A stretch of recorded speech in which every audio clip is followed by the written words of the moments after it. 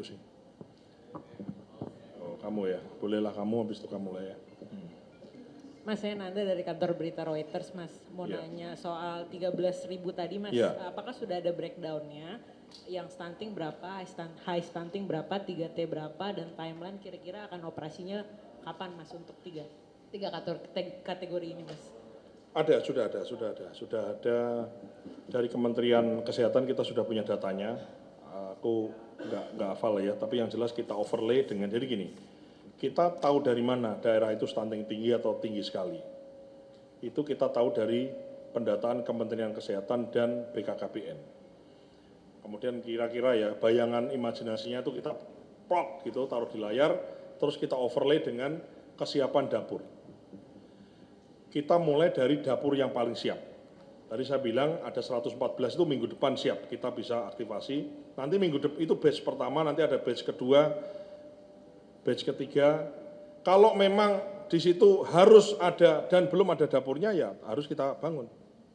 Karena memang kita fokus sekarang ini yang sudah jalan ya, tapi kemudian kita fokus dari daerah-daerah yang sulit ya. Sekali lagi ya, Indonesia itu tidak hanya Jakarta atau tidak hanya Jabodetabek, Indonesia itu luas. Dari Aceh sana, dari Sabang sana sampai dengan Merauke. Coba ini banyak ini ya.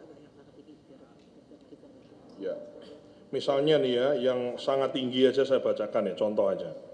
Di NTT itu Belu sangat tinggi, kemudian di Malaka itu juga tinggi, kemudian di Manggarai Timur itu tinggi sekali ya, maksudnya sangat tinggi ya. Kemudian di Rote Ndau itu juga sangat tinggi, kemudian Sumba Barat itu juga sangat tinggi, Sumba Barat Daya tinggi, Timur Tengah Selatan tinggi sekali. Jadi kita sudah ada kategorinya ini ya. Ada merah, ada kuning, ada hijau. Aduh, totalnya sih banyak ya. Iya. Nanti kok lah. Nanti kok share aja deh ya datanya ya. Soal satu lagi, Mas.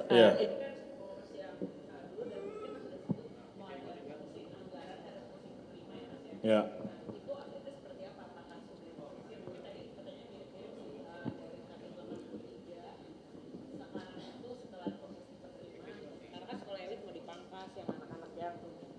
Ekonominya cukup bagus mau dipangkas, itu update-nya per hari ini berapa gitu, Mas?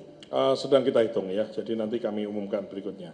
Ya, yang jelas betul yang kamu sampaikan bahwa kita sedang sisir, kayak misalnya sekolah-sekolah swasta khususnya yang elit misalnya gitu kan tidak perlu MBG, itu kami komunikasikan dengan kepala sekolah, dengan orang tua, dengan apa namanya itu, apa istilahnya, komite sekolah ya, kami komunikasikan. Yang jelas kan ini bagian dari komunikasi, ada beberapa sudah, sekolah itu ada berapa, ada sekian ratus lah itu yang sudah menyatakan tidak perlu ada, rata-rata sekolah swasta yang memang mohon maaf mungkin biayanya juga cukup tinggi dan tidak perlu memerlukan adanya MBG di sekolahnya gitu. Jadi intinya adalah ini adalah demokratisasi gizi. Intinya semua yang berhak menerima kita berikan kecuali yang tidak mau.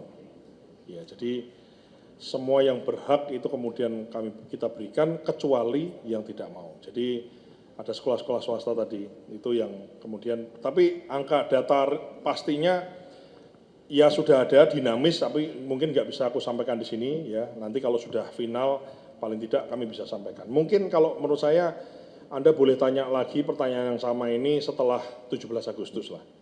Bukan setelah 14, Mas.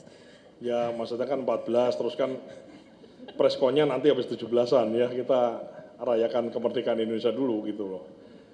Oke, siap, makasih Mas. Kok buru-buru amat sih ya, tenang. Biar jelas. Belanda masih jauh ya.